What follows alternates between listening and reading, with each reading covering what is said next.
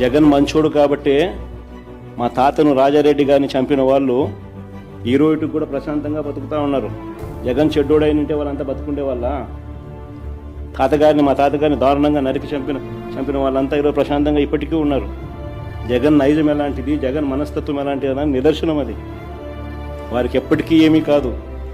ఎందుకనంటే మాకు నేర్పించింది రాజకీయాలు ఎలా చేయాలని మాకు నాన్న నేర్పించింది హత్యలు చేయమని కాదు, చంద్రబాబు నాయుడు గారి మాదిరి ప్రజలకు మంచి చేసి మంచి పేరు తెచ్చుకొని రాజకీయాలు చేయాలని.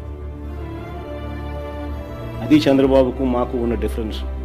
తగ్గాడు కదా అని ఇంకా పిండేయాలని చూడక బాలరెడ్డి, పాలివ్వడానికి రావు కాదు పులి.